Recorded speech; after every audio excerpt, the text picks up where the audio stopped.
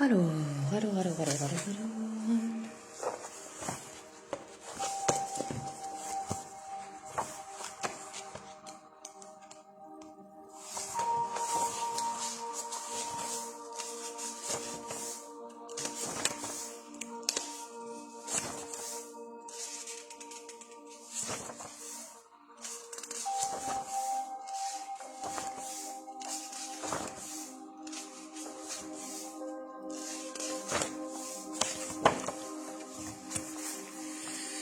Et bonjour jeunes gens, bonjour tout le monde et bienvenue par ici sur ce live aujourd'hui. Comme promis, aujourd'hui je vous propose, chers amis, un live sur...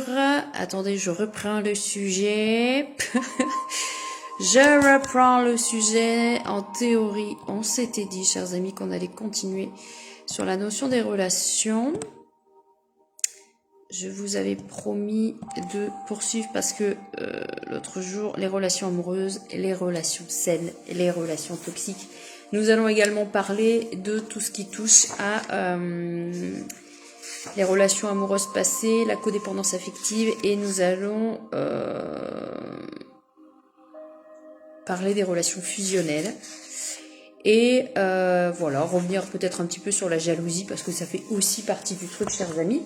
Donc voilà, pour celles et ceux qui ne me connaissent pas encore, je m'appelle Angélique et je vous souhaite la bienvenue sur le groupe En mon âme inconscient pour ce live aujourd'hui, qui sera bien évidemment disponible, chers amis, en replay pour celles et ceux qui ont besoin. Voilà, donc je vous propose aussi des accompagnements personnalisés pour apporter un petit peu plus de justesse dans votre vie, pour travailler sur votre inconscient, chers amis. Si vous avez besoin, n'hésitez pas à me contacter, soinducorps-et-de-l'âme@gmail.com ou de m'envoyer un petit message privé pour venir me raconter votre histoire et vos déboires et pour simplement voilà, vous accompagner sur votre chemin à débloquer vos programmes inconscients puisque c'est ainsi que je fonctionne. Donc, chers amis, aujourd'hui, je souhaite poursuivre par rapport au live que nous avons fait mardi. Nous avions parlé du lien avec les autres, de mon lien avec les autres. On avait notamment parlé de tout ce qui touche au triangle de Cartman. Bonjour Christelle. Et aujourd'hui, j'avais envie de continuer dans cette posture et de parler des relations amoureuses. Donc, une relation amoureuse, quelque part, qu'est-ce que c'est dans un premier temps? C'est une relation d'amour avec soi, surtout dans un premier temps. L'idée d'une relation amoureuse, pourquoi une relation amoureuse existe? Pourquoi le duo existe? Il existe pour que nous puissions comprendre quelles sont nos parts d'ombre et nos parts de lumière. Si on choisit, l'autre jour on l'a dit, on y revient un petit peu, si on choisit un partenaire quel qu'il soit, c'est qu'on a décidé de jouer avec lui ce qui se passe en nous, nos zones d'ombre et nos zones de lumière. C'est-à-dire qu'on va demander à cet autre, parce qu'il partage notre vie, de nous montrer par l'effet miroir quelles sont mes ombres, quelles sont mes lumières, mes parts d'ombre et mes parts de lumière. Le rôle de l'autre dans la relation est de nous montrer ses parts ombrageuses, ce qui veut dire que la sensation d'adversité que je vis avec l'autre dans ce que j'expérimente avec lui permet la création d'un scénario, celui de ma propre existence, me permettant de découvrir mes parts d'ombre. C'est-à-dire que grâce à l'effet miroir, les manques, les besoins, les pulsions, les bons côtés, les mauvais côtés de ce que je reproche, de ce que je perçois, de ce qui me percute et de ce qui me choque chez mon conjoint, chez mon autre, c'est ce qui se passe à l'intérieur de moi en matière de carence affective, en matière d'ombre, en matière de lumière. D'accord ? Donc, l'idéal d'une relation amoureuse, pourquoi est-ce qu'elle existe? C'est simplement pour nous apprendre à nous aimer, à savoir comment on fonctionne dans l'amour que je me porte en premier. L'autre n'est là que pour nous montrer justement ce qui se passe en moi. Bonjour Isabelle.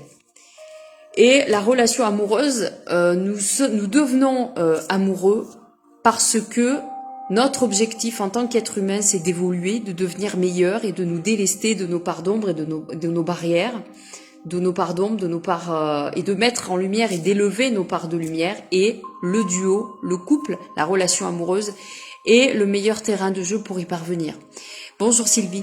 Finalement, la relation amoureuse, le duo, n'existe que pour nous faire évoluer et seulement pour nous sortir de notre statut de victime, notre statut de sauveur ou quoi que ce soit, simplement pour nous faire comprendre que si on devait donner un point final à tout ça, la relation amoureuse, elle existe simplement pour nous montrer que la seule et unique personne que l'on doit aimer dans notre vie, c'est nous. Et le conjoint en face, par son comportement, par son adversité, par ses enseignements finalement, par l'expérience de vie que nous avons avec lui, nous montre que où nous en sommes déjà dans notre propre relation avec nous-mêmes. Et il est là simplement pour nous accompagner et nous aider en mettant des lunettes sur notre nez, différentes lunettes, différentes paires de lunettes, nous montrer à voir un petit peu ce qui se passe en nous, ce qui demande à être réajusté, de quelle manière j'ai avancé, si je stagne, si j'avance, paf, paf, il est là pour ça. Le partenaire amoureux est choisi en fonction de ce que nous sommes venus expérimenter avec lui, c'est-à-dire qu'il est avec nous à nos côtés pour manifester les expériences qui reflètent mes ombres et mes parts de souffrance. Je te choisis toi parce que je dois travailler ça dans ma vie, tu es le meilleur des partenaires. Pourquoi des fois des relations s'arrêtent parce que c'est une évidence qu'elles doivent s'arrêter, mais peut-être simplement parce que j'ai fini de m'amuser, enfin du moins j'ai fini d'expérimenter avec toi, j'ai étudié ce chapitre-là avec toi, je dois étudier un autre chapitre avec une autre personne.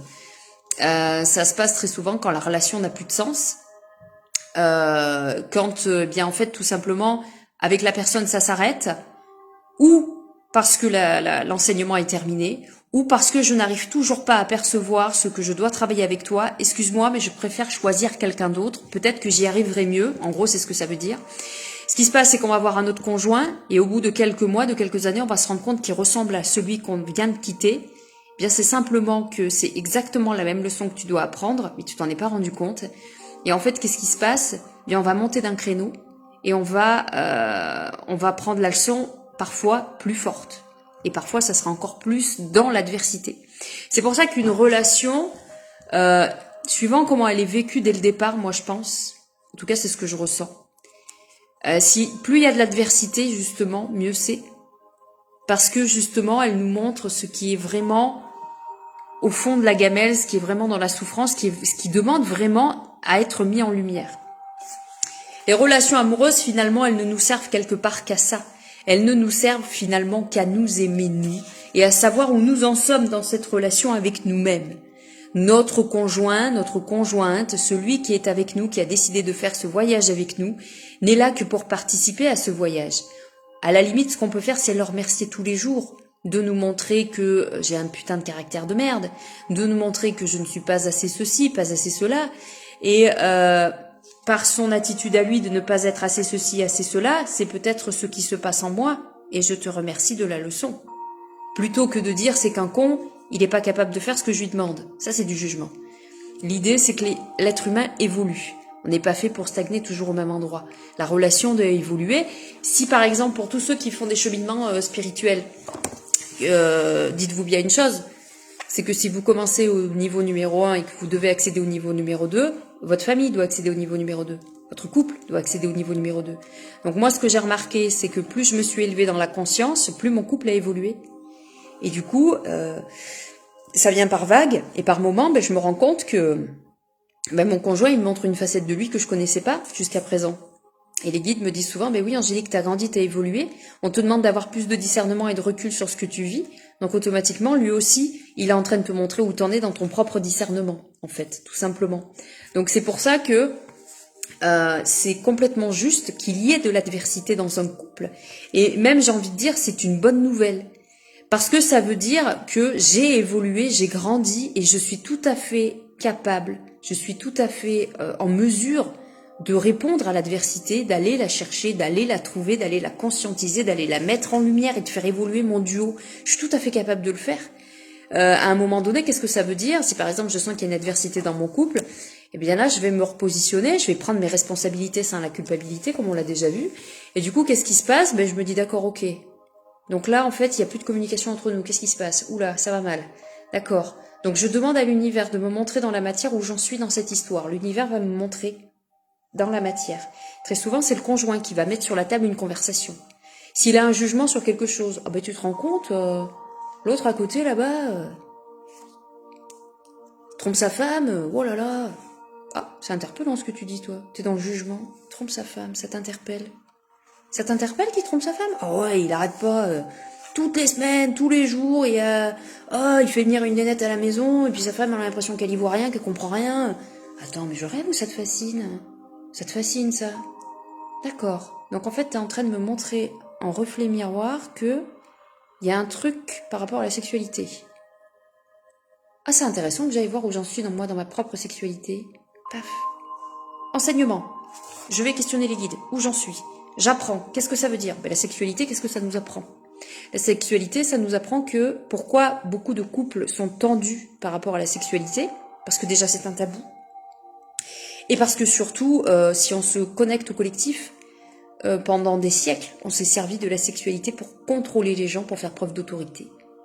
Où j'en suis dans ma sexualité? S'il n'y a pas de sexualité saine dans le couple, il y a énormément de tensions, et c'est ce qui fait que il y a de l'adultérien. Pourquoi? Pourquoi est-ce qu'on va voir chez les autres ce qu'on n'est pas capable d'aller faire chez soi? Parce que chez les autres, quand je suis dans une situation d'adultérien, je suis libre. Et donc là, je suis ouvert à toutes les débauches de l'univers. Par contre, par rapport à mon épouse, par rapport à mon conjoint, je ne vais pas être dans les mêmes désirs et les mêmes demandes. Pourquoi? Parce que c'est sacré. La notion de sacré revient en flèche, ce qui veut dire que y a beaucoup de tabous autour de ça. Donc, écoute, on fait notre partie de jambes en l'air tous les jeudis soirs comme on fait d'habitude, et ça s'arrête là.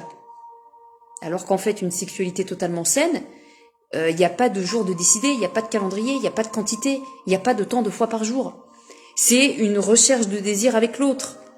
C'est je vais le chercher, je l'interpelle. L'homme ayant beaucoup plus de pulsions que les femmes, c'est-à-dire que en gros, c'est comme si l'homme il était à 200% tous les jours en fait. C'est pour ça que très souvent les hommes ils ont plus de demandes que les femmes.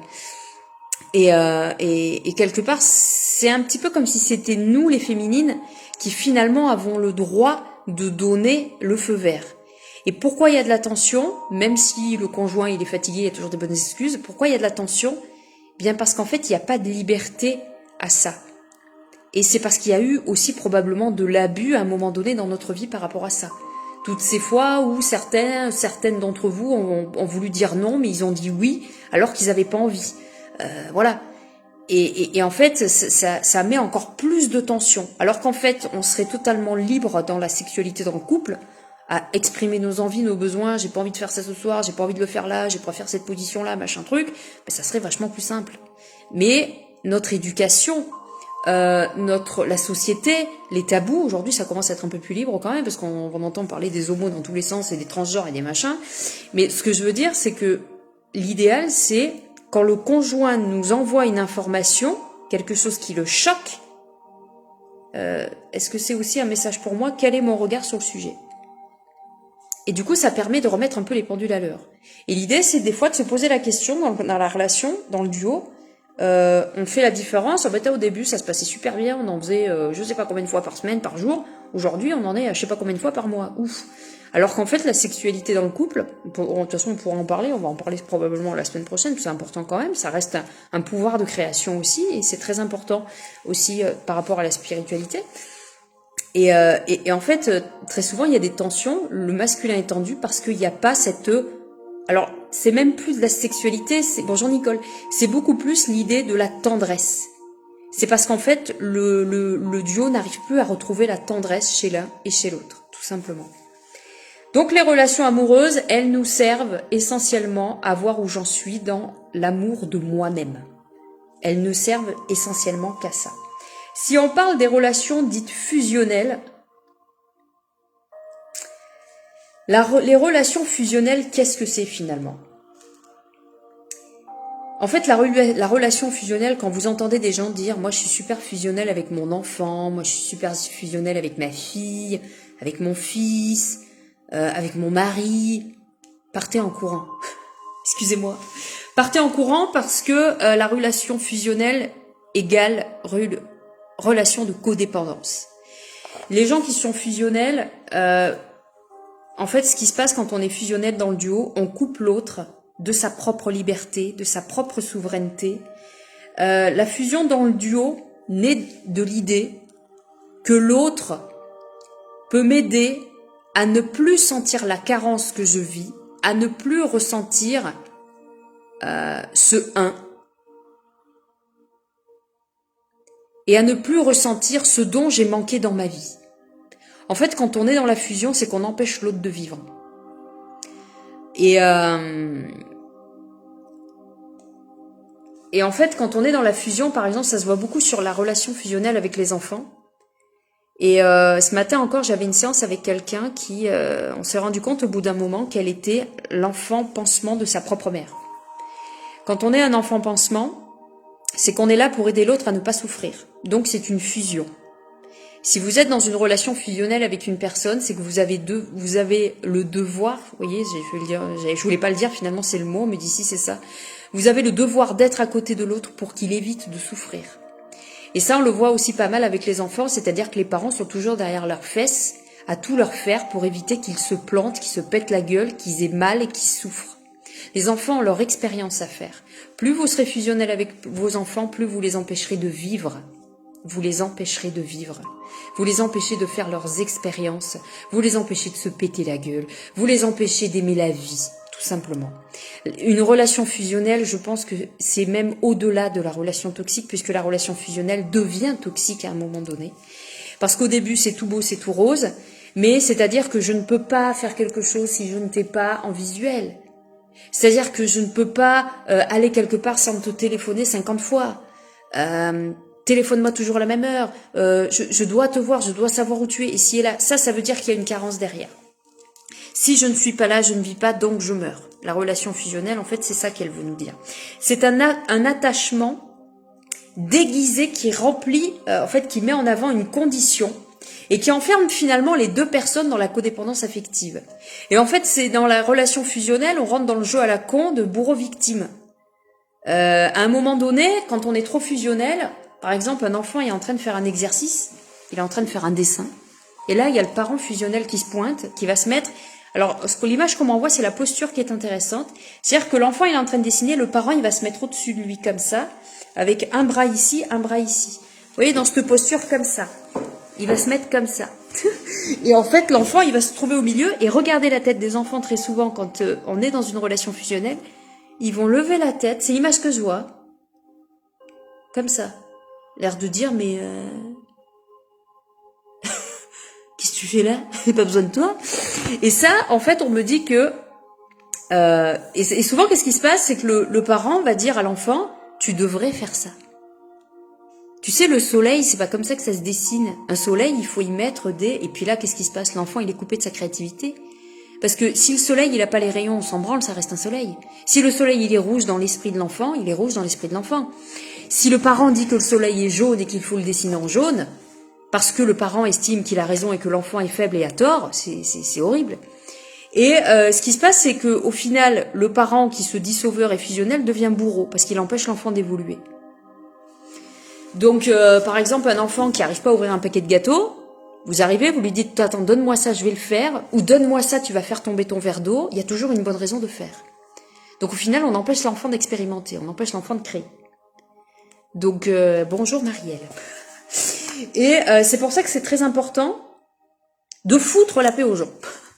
Donc quand vous êtes dans une relation fusionnelle avec quelqu'un, dites-vous que si vous êtes obligé de le voir en visuel, de l'entendre une fois par jour, que vous pouvez pas passer un instant sur cette personne parce que vous sentez que vous allez crever, c'est que vous avez une blessure derrière qu'il faut aller chercher absolument, parce que il y a rien de sain là-dedans. Et l'autre est en train de prendre la fuite, et l'autre est en train de vous détester. Et au final, la relation fusionnelle devient toxique à ce moment-là. Voilà. Donc la relation fusionnelle, c'est vraiment n'importe quoi, et c'est vraiment quelque chose qui derrière est un piège. C'est un véritable piège. La relation fusionnelle est un véritable piège. Je sais pas si on en avait parlé de ça. Les anciennes relations amoureuses que nous avons pu avoir. Quand on vit une relation amoureuse et que la relation amoureuse dure une dizaine d'années et qu'elle s'arrête, nous avons un vécu avec la personne avec qui nous avons eu cette expérience. Nous avons vécu des blessures avec cette personne, nous avons vécu aussi des choses sur le plan charnel et énergétique, et nous avons récupéré un bagage de cette expérience que nous avons gardé avec nous. C'est comme si à chaque fois qu'on avait eu une expérience de vie avec une personne pendant des années, et que quand on se sépare, l'image que je vois, c'est comme si on portait un meuble ou un objet, une statue, un gris-gris, qui nous ramène à cette ancienne relation. Ce qui veut dire que quand je vais attaquer une nouvelle relation, je vais avoir des habitudes de célibataire à la con. C'est-à-dire qu'avec mon autre relation passée, la relation X, on va l'appeler comme ça, j'avais des habitudes. Et ces habitudes-là, je vais les amener dans ma nouvelle relation qu'on va appeler la relation Y. Sauf que, eh bien, cette relation X, elle aura toujours des impacts sur ma nouvelle relation Y. Elle va me donner des barrières, elle va me donner des choses qui m'empêchent d'évoluer, parce que je vais toujours rester dans ce souvenir-là. Les relations amoureuses passées influencent nos relations présentes à hauteur de l'impact des blessures que j'ai accumulées dans les anciennes relations. Si par exemple j'ai vécu la codépendance affective dans une ancienne relation X, que j'ai été en couple avec quelqu'un qui, soi-disant pervers narcissique, on va l'appeler comme ça, ou plutôt manipulateur, eh bien, je vais garder des séquelles de ce truc-là. Ça aura véhiculé chez moi de la codépendance affective, de la jalousie, parce que, eh bien, j'ai vécu dans cette codépendance et je ne peux pas vivre si l'autre n'est pas à mes côtés. Par chance, j'ai pu me sortir de cette relation toxique. Aujourd'hui, j'ai trouvé un nouveau partenaire, une nouvelle partenaire, mais je me rends compte que j'ai des programmes inconscients automatiques qui vont se mettre en place comme ça. Ils sont résultat, somme de l'équation de mon ancienne relation X, ce qui veut dire que si je passe avec ma voiture et que je vois ma nouvelle compagne en train de discuter avec un homme qui simplement est sur le bord de la route en train de lui demander un renseignement parce qu'il est perdu sur son chemin, je vais dégoupiller dans la tête parce que ça va me rappeler les mauvais souvenirs de mon ancienne relation X. Et du coup, je vais me mettre en colère, je vais être dans ma codépendance affective, je vais prendre le téléphone, la traiter de tous les noms, et je vais passer pour le plus grand des salauds, mais c'est ma part blessée qui parle et non pas moi. Parce que je vis dans le passé. Et les anciennes relations passées mettent à disposition des anciens programmes inconscients blessants engendrés dans mes anciennes relations. Ces anciens programmes seront activés dans ma relation actuelle à chaque fois qu'une situation similaire va m'y ramener. Si par exemple j'ai vécu la violence dans mon ancienne relation, violence verbale, imaginons, ou violence physique, et que je suis avec mon nouveau partenaire dans la cuisine en train de cuisiner, et que d'un seul coup, voilà, je fais tomber un bol par terre d'épices, eh bien le nouveau conjoint, le seul réflexe qu'il va avoir, c'est que peut-être qu'il va se mettre à lever les bras en l'air ou à crier. Je vais avoir peur, mon programme inconscient va aller chercher dans ma bibliothèque inconsciente le programme de survie et de « attention, tu vas en prendre plein la gueule », du coup, je vais avoir une réaction qui va correspondre à l'ancien schéma. Ou je vais avoir peur, ou je vais me mettre à pleurer, ou je vais m'excuser, ou je vais me mettre à genoux, ou je vais faire comme ça. Parce que je vais avoir peur de la réaction de l'autre. Ce sera simplement un effet de résonance que mon ancienne blessure est encore active. D'accord ?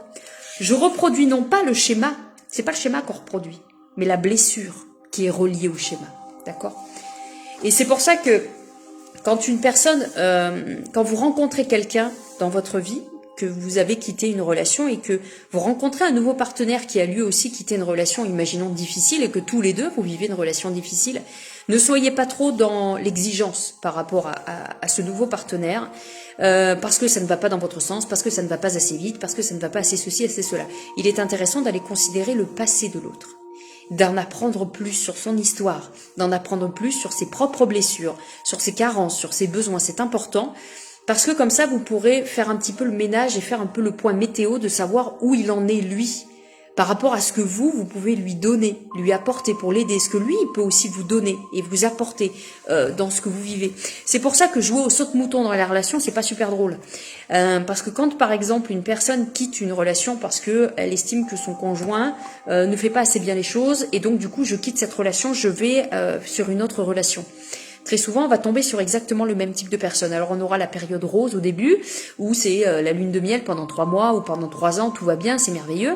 Sauf qu'au bout d'un moment, on va avoir envie que la dynamique, elle change. Et ce qui va se passer, c'est que parce qu'on n'aura pas eu le temps de pause seul avec soi, je pense que c'est important, quand on quitte une relation, de se retrouver seul avec soi-même. Parce que ça permet de faire le ménage de ce que je veux et de ce que je ne veux plus. Très souvent, qu'est-ce qui se passe ? On va aller piocher quelqu'un d'autre tout de suite derrière pour éviter de se retrouver seul, et c'est juste aussi. Et ce qui veut dire que le nouveau conjoint qu'on va avoir, au bout d'un moment, on va se rendre compte qu'il ressemble à celui qu'on vient de quitter, tout simplement. Donc, on va faire le forcing. On va quand même essayer de faire en sorte que la relation, elle marche. On va rentrer dans... Les masques vont commencer à se poser les uns derrière les autres. Et ce qui va se passer, tout simplement, eh bien, c'est qu'on va se péter la gueule. On va se péter la gueule et en fait, la personne qu'on aura en face de nous, ce sera exactement la même personne qu'il y avait juste avant. On n'aura pas considéré son passé, on n'aura pas considéré son histoire, on aura seulement considéré son propre nombril. Sauf que la vie va vous envoyer ce que vous devez complètement bosser, et c'est là que l'effet miroir va rentrer en piste. C'est pour ça que considérer le passé de l'autre, c'est intéressant, savoir ce qu'il a vécu, savoir ce qu'il a fait. Avant de vous engager dans une relation, prenez le temps, dans une nouvelle relation, prenez le temps vraiment de faire le point avec l'autre, de savoir ce qu'il veut et où il en est.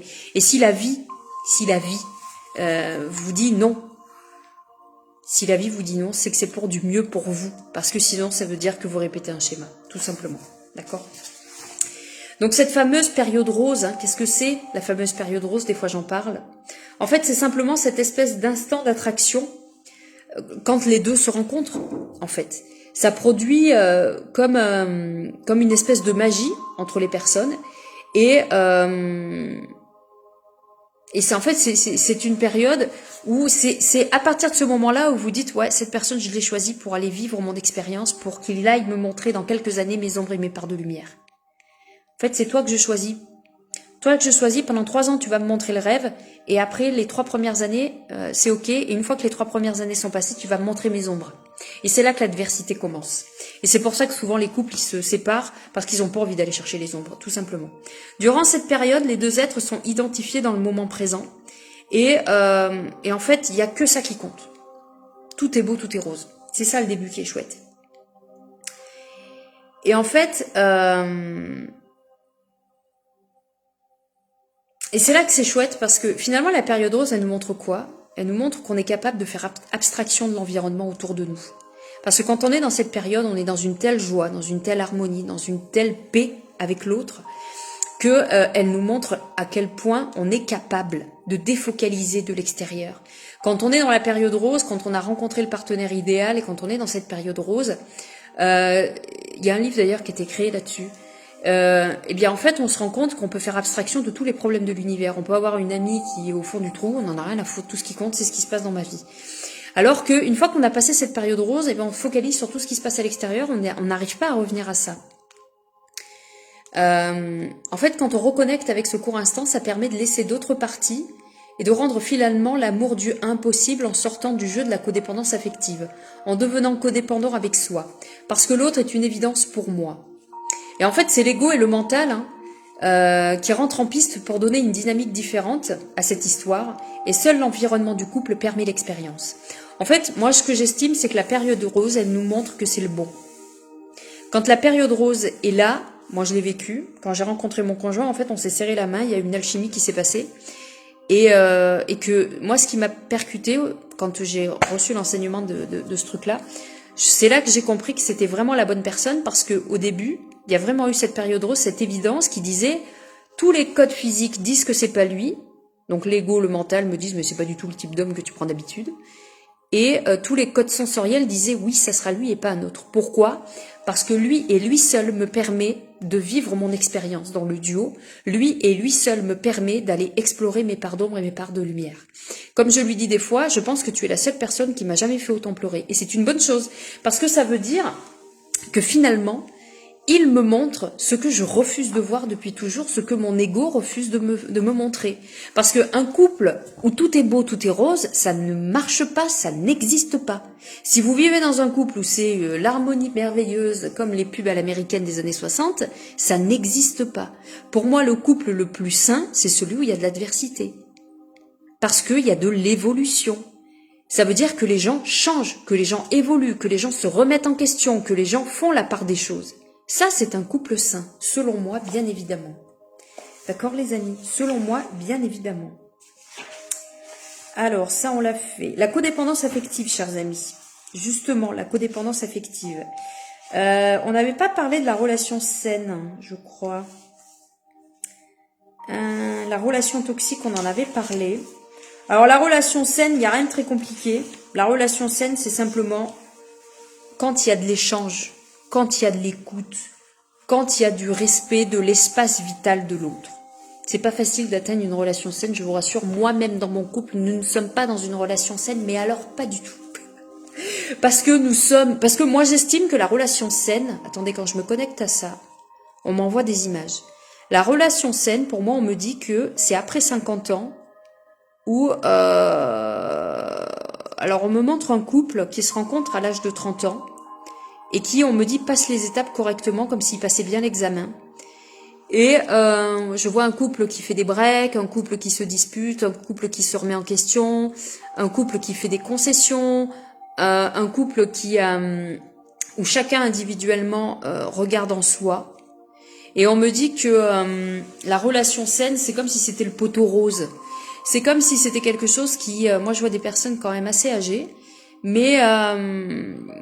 waouh, putain, je suis connectée à leur sagesse. Oh, ils ont une sagesse incroyable. C'est-à-dire que c'est des gens qui sont capables de... qui sont arrivés à un point où ils ont conscientisé que l'autre ne leur appartenait pas, qu'ils ont conscientisé que l'autre appartenait au grand tout, et qu'il était libre. Et en fait, la femme me regarde, elle est dans son jardin, elle me regarde, elle me dit, tu sais, alors elle m'arrête, elle m'apprend.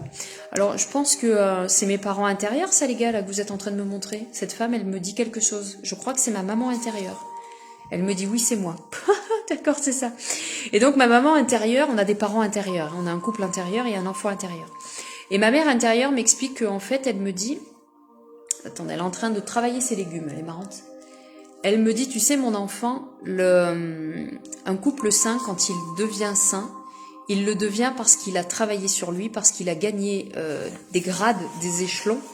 Et elle me dit, c'est quand tu arrives à ce point où tu as tellement de paix en toi et ton cœur est tellement rafistolé, réparé, sublimé, qu'il n'y a plus aucune crainte de perdre l'autre.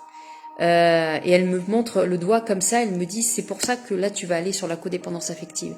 Elle me dit, dis-leur bien que tant que leurs cœurs blessés ne seront pas réparés, ils n'atteindront jamais cette part de sagesse et de paix en eux. Atteindre une relation saine, c'est déjà avoir une relation saine avec soi avant d'atteindre la relation saine du deux. Qu'est-ce qu'une relation saine avec soi ? C'est accueillir tout ce qui est souffrant, accueillir tout ce qui est pénible, accueillir ce qu'on n'a plus envie de voir, ce qu'on n'a jamais eu envie d'aller visiter. C'est aller accueillir ses ombres et ses barrières comme tu le fais si bien. Et tu sais que c'est difficile. Elle rigole. Elle me dit, tu sais que c'est difficile, on le voit bien que des fois, ça te vide ta bouteille énergétique. Et nous sommes là, ton père et moi, pour justement pallier à cela et essayer au maximum de panser les plaies de ton cœur. Mais n'oublie jamais ce qu'on te dit des fois. Et c'est vrai que je vois souvent cette image qui dit tant que le cœur n'est pas réparé, rien ne pourra évoluer. Répare d'abord ton cœur blessé et ensuite le cœur du couple. C'est comme si le duo avait son propre cœur. Elle me dit, l'association de vos deux cœurs réparés permettra au cœur de votre couple d'être sublimé et permettra à votre duo d'évoluer. Focalise d'abord sur toi, tu as déjà commencé et j'ai eu des prises de conscience hier, c'est ce que je suis en train de percevoir. Elle me dit, oui, continue de prendre conscience petit à petit, jour après jour, de ce que nous te donnons comme message dans la matière, tu les vois, tu es vive. Et c'est grâce à cet état d'esprit vif que tu arrives à conscientiser les choses et à réaliser où tu en es dans ta propre météo intérieure. Elle me montre comme ça. Elle me dit, l'orage s'est calmé en toi, l'orage se calmera en lui. Plus tu répareras ce cœur blessé petit à petit en recollant les morceaux telle une porcelaine qui a été complètement jetée à terre. Et je vois l'image d'une porcelaine jetée à terre. Elle me dit, répare les morceaux, les tiens, les siens, petit à petit, avec ta douceur et ta tendresse et avec ta grande sagesse et ton ouverture de conscience. Et tu verras, les choses vont évoluer. Et confiance, et oui, tu as choisi le bon partenaire car il n'y a que lui qui peut te montrer ce qui se passe en toi. Tu sortiras à un moment donné de ces carcans, tu as déjà commencé à faire descendre l'orage. La tempête s'est calmée, nous revenons sur un temps plus clément, c'est ce qu'elle me montre au niveau de la météo de mon ciel intérieur. Et elle me dit, tu peux maintenant aller sur le chapitre de la codépendance affective, car tant que la majorité d'entre eux sera disposée dans cette codépendance affective, ils ne trouveront jamais la relation saine en eux et iront toujours chercher à l'extérieur ce qu'ils n'arrivent déjà pas à trouver en eux. Voilà, c'est ça qu'elle me dit. D'accord, très bien, chers amis. Donc, la codépendance affective, elle me dit de vous lire cette codépendance affective. Alors, que veut nous dire la codépendance affective? J'ai la tête qui tourne, chère mère intérieure. Oui, elle me dit c'est normal, c'est parce que... Elle me dit, tu emmagasines les informations, nous reprogrammons en même temps. Elle me dit, c'est normal, accueil. Et elle est en train de travailler ses haricots verts. Elle est dans son jardin, magnifique. Alors, que veut nous dire la codépendance affective? En fait, elle veut nous dire que j'ai besoin de l'autre pour me sentir sécurisé, aimé et important dans ma vie. Tout simplement. Le manque d'autonomie émotionnelle me conditionne dans une version que l'autre désire, car j'ai besoin de lui pour me sentir aimé, important, en sécurité. Je vais donner à l'autre des rôles, des masques et des casquettes pour justifier ce comportement. Donc, c'est-à-dire que, à un moment donné dans ma vie, en qualité de codépendeur affectif, quand je suis dans la codépendance affective, à un moment donné, l'autre va prendre plusieurs visages. Et en fait, je vois une succession de personnages. Donc, il peut avoir à un moment donné, il met la casquette du père. Il met la casquette du protecteur. Il met la casquette de l'enseignant. Il met la casquette du bourreau. Et moi, c'est pareil. Je vais avoir la casquette de la mère, la casquette de l'amante, la casquette de la maîtresse d'école, la casquette de la frangine, de la meilleure amie, paf, paf, paf.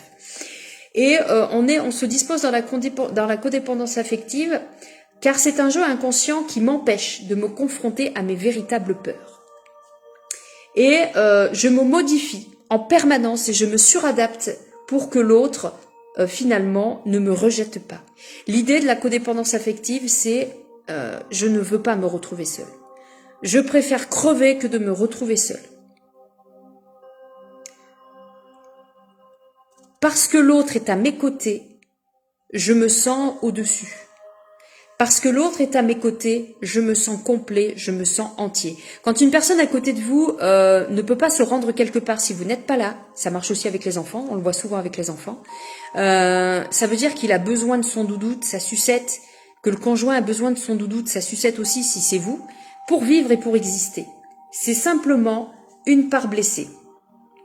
Et lorsque je participe au jeu de la codépendance affective, lorsque j'accepte de jouer le rôle que l'autre me demande, je l'aide finalement, je le brosse, je l'aide à ne pas aller voir son ombre et sa barrière.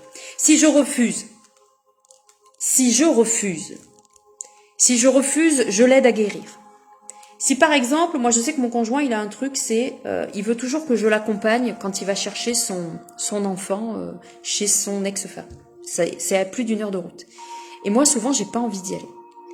Et sa codépendance affective et ma codépendance affective, parce que moi aussi j'ai une blessure de codépendance affective, on en a tous une, hein, c'est celle qui nous empêche de partir. C'est celle qui nous empêche de quitter la situation, pas de déménager, j'ai pas dit ça, mais de quitter la situation, de faire évoluer la situation. Et quand il me demande et que je refuse, il me le fait payer. De quelle manière? Quand il revient, il ne me parle pas. Du coup, je passe pour un bourreau et lui une victime. Donc moi, je culpabilise. Il touche mon sentiment de culpabilité et j'ai mon mental et mon ego qui y vont. Et mon mental et mon ego, ils me disent, tu vois où tu en es? Si tu y avais été, franchement, ça représentait quoi d'y aller? Tu restais dans la bagnole, tu fermais ta gueule pendant 2 heures. C'est bon? Pourquoi tu n'y as pas été? Hein? Voilà où tu en es maintenant. En fait, c'est comme ça que ça me dit. Du coup, qu'est-ce qui va se passer? Je vais me sentir coupable et le lendemain, je vais faire 2 fois plus d'efforts pour revenir dans son estime. Et ça, c'est horrible. D'accord? Mais ma part blessée, c'est qui ma part blessée? Ma part blessée, c'est celle qui n'a pas envie d'être seule. Tout simplement. Donc, du coup, je me sabote, je me contorsionne, je pose un masque, une casquette, je vais être l'accompagnante qui va venir avec toi pour brosser ta part blessée, brosser ton ego, alors qu'en fait, si je n'y vais pas, qu'est-ce qui se passe? Il se retrouve seul face à lui-même dans sa bagnole et il cogite. Et il guérit, finalement. Vous voulez rendre service à quelqu'un? Refusez quand vous êtes dans la codépendance affective, chers amis. Et à quel moment, justement, je me rends compte que je suis sortie de la codépendance affective? Lorsque je décide simplement d'aider l'autre à passer à l'étape supérieure. Lorsque je l'aide à guérir. Lorsque je l'accompagne dans cette posture et que je décide de faire cette chose ou de rester près de toi pour t'aider à guérir. En fait, si vous voulez, vous pouvez, par exemple, là, dans cet exemple. On a pris cet exemple où j'accompagne mon conjoint. Ce que je fais, c'est que je me questionne. Je revois la scène. La question que je me pose, c'est qui va décider? Ma part blessée ou ma part consciente? Si j'y vais parce que il a pas envie de se retrouver seul et ça veut dire que je deviens un chandelier à côté de lui, il est content, ça le brosse, je ne l'aide pas. Je le conforte dans l'idée que c'est une putain de victime. Et je le conforte dans l'idée que sa blessure, je l'aide finalement à continuer de la laisser ouverte. J'arrache la cicatrice et je continue de la laisser ouverte. Sauf que si je me rends compte, si je me connecte plutôt à sa part blessée, que je rentre en contact avec sa part blessée, que je rentre en contact avec ma part blessée, et que je demande simplement quelle est la meilleure des postures pour moi? J'y vais pour quelle raison? J'y vais pour lui faire plaisir parce que ma part blessée de sauveur lui dit vas-y, Angélique, vas-y, vas-y, c'est ton rôle, t'es là pour l'aider, t'es là pour le sauver. J'y vais pas. Par contre, si je me dis, je conscientise qu'effectivement, il est en souffrance. Oui, il a encore cette blessure à vivre. C'est vrai. Mais par contre, je vais pas y aller avec le rôle du sauveur. Pas du tout. J'y vais dans ma part consciente qu'il est blessé, il est malheureux, ça lui fait de la peine d'y aller. Je vais l'accompagner pour ça. Il y a une nuance, il y a une différence. Si vous y allez en tant que sauveur, quand vous allez revenir de votre situation, vous allez être blasé, dégoûté. Si par contre j'y vais en mon âme et conscience parce que je conscientise qu'il est blessé, ce qui se passe, on me montre, c'est qu'il y a une barrière énergétique qui va se mettre entre les deux. Du coup, je ne suis pas impactée émotionnellement. C'est pas facile à ressentir, je vous avoue. Mais quand vous le faites, posez-vous d'abord la question, ne répondez pas oui, ne répondez pas non tout de suite, réfléchissez de pourquoi vous le faites. Moi, je m'en suis rendu compte, quand mon conjoint me demande souvent des services, je me dis, c'est qui va agir? C'est ma part blessée qui est là pour le seconder, ou j'y vais parce que j'ai envie, j'y vais par plaisir de le faire.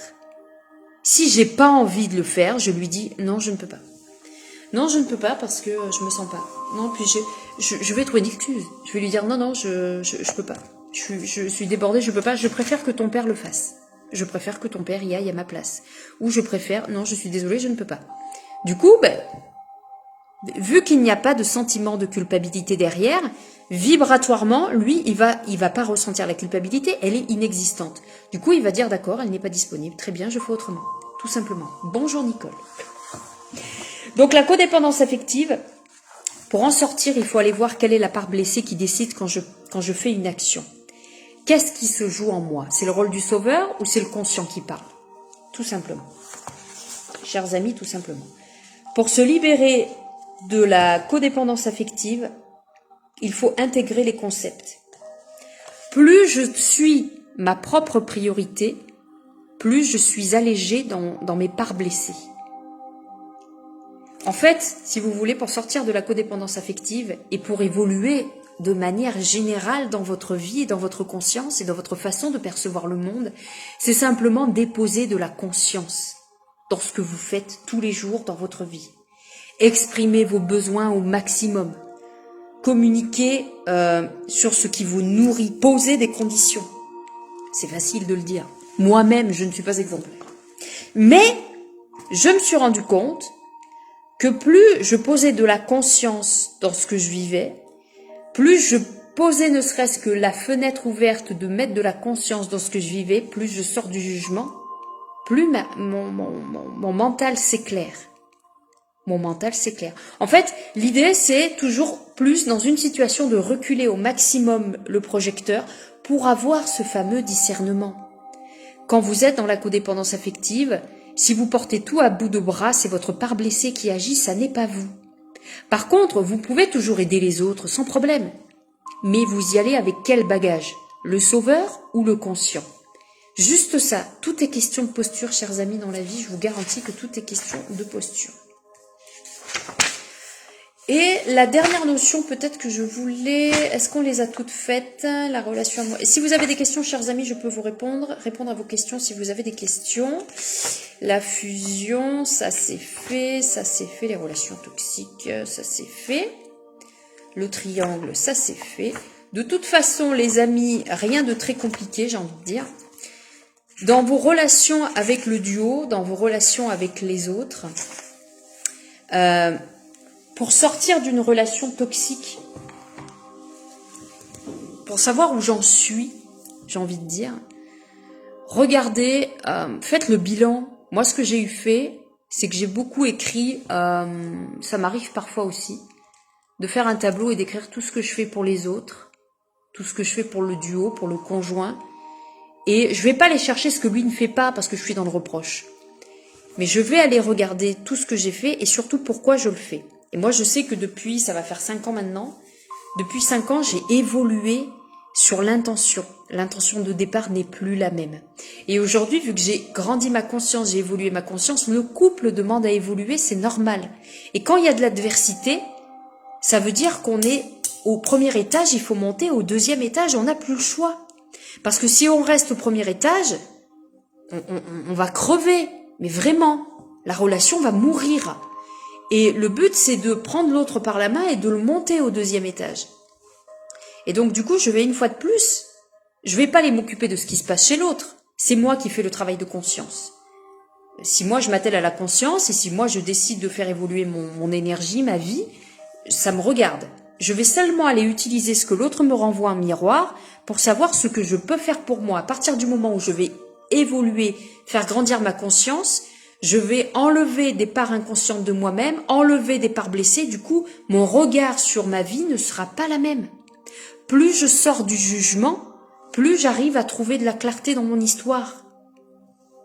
Enfin, moi, je m'en suis complètement rendu compte. Là, sur ces dernières semaines, je m'en suis complètement rendu compte. Ce que j'ai trouvé très intéressant, je vais vous partager ça. Là, j'ai beaucoup travaillé par rapport à mon histoire de couple. Vous savez, je vous avais parlé hier de l'autorité. Pour ceux qui étaient au live hier soir, on a parlé de la notion d'autorité. Moi, mon conjoint m'a renvoyé la notion d'autorité en moi. J'avais une blessure sur l'autorité parce que l'autorité me fait peur. L'autorité en général. Et du coup, j'ai travaillé sur ça. Et ce qui s'est passé, c'est que la blessure d'autorité m'empêchait de communiquer énormément de choses à mon autre. Puisque vu qu'il est masculin, il représente l'autorité. En tant que féminine, blessée, je n'avais pas le droit à la parole, ne serait-ce que ça. Pas le droit de parler de ses peurs, de ses besoins, ne serait-ce que ça. Et ce matin, c'était très intéressant parce que mon conjoint et on s'est appelé sur le trajet. Et on s'est mis à discuter des relations. Et ce qui était intéressant, c'est que, je me suis étonnée moi-même. Je lui ai parlé j'ai eu affaire à une personne bien plus consciente. C'est-à-dire que de mon regard, j'ai retiré le voile il entend rien, il comprend rien. J'ai retiré le voile du jugement. Il n'est pas disponible pour entendre ce que j'ai à dire. Du coup, ça a été levé, je l'ai retiré, puisque j'ai retiré la notion d'autorité. Quand j'ai travaillé sur mon inconscient hier, j'ai retiré l'idée que mon conjoint était très autoritaire et c'était quelqu'un avec qui je ne pouvais pas discuter. Ça, je l'ai retiré de mon programme inconscient. Pour moi, aujourd'hui, c'est quelqu'un... J'ai grandi sur ma vision de l'autorité masculine. Aujourd'hui, j'ai complètement conscientisé que c'était une part blessée, mais rien que ça. Le fait d'avoir switché le regard, c'est-à-dire d'avoir changé de lunettes. Au départ, j'avais une lunette autorité qui disait l'autorité, de toute façon, c'est quelqu'un qui a l'ascendant, le pouvoir sur l'autre, d'accord? Donc, je vis toute ma vie avec ce regard que l'autorité, c'est quelqu'un qui a l'ascendant sur l'autre. J'ai changé de lunettes, j'ai pris l'autre lunette et l'autre paire de lunettes me disait l'autorité, c'est quelqu'un qui est blessé, ici et là. Ah oui, d'accord. Ah, mais c'est rigolo, je vois pas la vie de la même manière. Ah, mais mon conjoint, c'est plus le même. Et rien que parce que moi, j'ai changé mon regard intérieur, j'ai changé mon regard extérieur. Ce qui s'est passé, c'est que ce matin, avec mon conjoint, on a discuté de la notion de l'argent. Et là, je me suis rendu compte de quelque chose. En fait, je me suis rendu compte d'une de ses croyances et d'une de ses parts blessées par rapport à la notion de l'argent et de la gestion de l'argent dans le duo. Et il y a une énorme protection là-dessus. C'est-à-dire que lui, il estime que... alors ça me parlait de l'engagement. Que lui, il avait comme une peur de l'engagement avec le duo parce qu'il avait déjà trop perdu. Et ce qui est très intéressant, c'est qu'il a quelqu'un de sa famille qui vit une séparation très dure en ce moment et où il y a une notion d'enjeu financier là-dedans. Et où justement, c'est une personne qui est enfermée dans sa relation toxique avec son ex-conjointe parce que il y a des engagements financiers qui sont mis là-dedans avec des crédits en commun, des comptes joints en commun. Et du coup, je me suis placée à la place de son miroir à lui. Du coup, lui montre où il en est dans sa relation à l'argent dans le couple. Et du coup, quand il m'a expliqué cette histoire, j'ai réussi à me connecter sur ce qu'il ressentait, lui, et où il en était dans sa relation au couple et à l'argent. Et à la peur de perdre beaucoup. Il a toujours cette tendance et cette phrase de dire que dans la vie, plus tard, ça lui coûtera beaucoup d'argent, les arrangements de famille, ici et là. Et là, j'ai senti une grosse protection comme ça. L'air de dire, ne me demande jamais rien parce que je ne te donnerai jamais mon argent, je ne te donnerai jamais ma chemise. Et du coup, en ayant vu ça, j'ai connecté avec sa part blessée. Et c'est là que je me suis dit, mais Angélique, ça n'a absolument rien à voir avec toi. Eh bien non, ça n'a absolument rien à voir avec moi. Du coup, qu'est-ce qui se passe? Je me suis retirée du jeu. La responsabilité, je l'ai pas prise. La culpabilité, je l'ai pas prise. Ça n'a rien à voir avec moi. Tu peux faire tous les efforts de la planète que tu veux, il ne bougera pas puisqu'il est guidé par sa part blessée. D'accord, je me recule. Je me suis reculée du filtre. Et du coup, j'ai compris. J'ai compris. Il est venu m'expliquer son relationnel à l'argent. Du coup, ça amène le relationnel avec le duo, dans le couple, comment ça marche, la gestion financière, matérielle, où j'en suis, qu'est-ce que je veux protéger, qu'est-ce que je ne te donnerai jamais parce que je suis blessée, parce que je protège. Du coup, j'ai reculé mon regard. Et du coup, aujourd'hui, j'ai senti que je n'étais plus impactée par ça. Enfin, j'ai trouvé la conversation extrêmement intéressante et ce qui était encore plus bonus, c'est que moi-même, je lui ai parlé d'une chose que je n'ai jamais parlé à personne. Je lui ai parlé de mon relationnel à l'argent dans ma sphère de vie parce que moi, mon père avait une entreprise autrefois et il a perdu son entreprise quand on était enfant. Et ça a été un très très lourd traumatisme puisqu'on s'est retrouvé sans argent pendant des mois, enfin, au point presque d'être mis à la rue. Et personne ne nous a jamais aidés. Et il y a vraiment eu des choses très très lourdes qui sont passées par rapport à la carence financière. Et moi, j'ai fait le pari d'avoir mon entreprise. Et mon père, quand j'ai dit à ma mère que j'allais créer mon entreprise, mon père, il a eu les boules parce qu'il a dit à ma mère, faut qu'elle fasse gaffe parce que si ça finit comme moi, c'est mal. Et en fait, dans ma famille, si t'es salarié, t'es en sécurité, si t'es auto-entrepreneur, t'es suicidaire. En gros. Et du coup, j'ai dit à mon conjoint, je lui ai expliqué mon regard par rapport à l'argent, chose que je n'aurais jamais pu faire il y a encore 2 jours. Et je me suis même étonnée moi-même dans la voiture, j'étais là, je roulais, je lui parlais, puis j'avais une autre part de moi qui me dit, mais tu te rends compte de ce que t'es en train de faire? T'as vu comment t'as fait grandir ta part blessée? T'arrives à lui parler de ça, alors qu'il y a encore une semaine, c'était même pas la peine d'y penser. Et du coup, je lui ai dit que je vivais au mois, que financièrement, j'étais pile poil ce dont j'avais besoin sur le plan financier pour vivre et pour subvenir à mes besoins, surtout que j'étais en paix avec ça, que aujourd'hui je m'éclatais dans mon boulot, même si mon boulot ne me rapporte pas 5 000 € par mois, mais j'en ai rien à foutre parce que c'est pas ce que j'ai besoin dans l'immédiat. Mais je lui dis, à partir du moment où je m'éclate dans ce que je fais, je vis les choses au jour le jour. Moi, mes parents, ils avaient la croyance qu'il fallait mettre de l'argent de côté au cas où ça se passe mal. Je lui dis, moi, je fonctionne pas du tout comme eux. Je n'ai pas la même vision des choses qu'eux. Et aujourd'hui, j'assume, c'est ce que je lui dis. Moi, aujourd'hui, j'assume ma vie de bohème, à vivre au mois, à vivre à la semaine, mais je me sens équilibrée dans ça. Et du coup, il m'a montré sa vision à lui par rapport à l'argent. Je lui ai montré ma vision à moi par rapport à l'argent. Et du coup, on est OK là-dessus. Et là, en fait, ce qui se passe, c'est que chacun défocalise. Et chacun va s'adapter à l'autre par rapport à ça. Et j'ai trouvé cette conversation extrêmement enrichissante. Extrêmement riche. Parce que c'était peut-être une des premières fois où j'ai pu discuter avec lui sur ce que je gagnais financièrement. Parce que ça, c'est pareil, on n'en a jamais parlé vu qu'il ne s'intéresse pas. Enfin, du moins, je crois, de mon regard et de mon filtre, qu'il ne s'intéresse pas, mais je n'en sais rien. Et du coup, ça a permis de donner, d'inviter un sujet de manière à ce que la relation soit différente et plus saine. Voilà. Tout simplement. Moi, je lui ai dit, tu sais, moi, Stéphane, je vis qu'avec 1000 balles par mois. Ah ouais, il me dit d'accord, ouais, non, mais c'est sûr, il me dit oui, c'est sûr. Ben, il me dit oui, mais il me dit, mais en même temps, tu essayes. Je dis oui, j'essaye, et si dans 2 mois, je dois tout arrêter pour faire autre chose, j'arrêterai pour faire autre chose. Mais je prends le pari que ça marche, et je fais. Et du coup, je communique ce qui se passe. Et au fur et à mesure, en fait, que plus vous allez changer votre regard sur ce que votre conjoint vous renvoie, c'est-à-dire sortir du voile comme ça du jugement, parce que qu'est-ce qui vous fait dire qu'en face vous y voyez tout noir? Quand on voit tout négatif en face de soi, quand on n'arrive pas à voir l'autre côté, c'est qu'en fait on a le voile du jugement. Enlevez le voile du jugement et vous obtiendrez le discernement qui vous permettra de changer de lunettes. Vous allez me dire, Angélique, comment on enlève le voile du jugement? En prenant ses responsabilités. Qu'est-ce que ça vient titiller en moi? Quelle part de moi est blessée sur cette situation qui est en train de se passer? Pourquoi je vis cela? Qu'est-ce que tu es venu m'enseigner? Combien de fois, moi, je me suis effondrée en pleurant, en hurlant, en maudissant l'univers, parce que j'en avais marre de ce monsieur. Mais en fait, c'est le plus grand des enseignants. Et je le remercie de mettre en lumière des parts blessées, parce que c'est nécessaire. C'est nécessaire.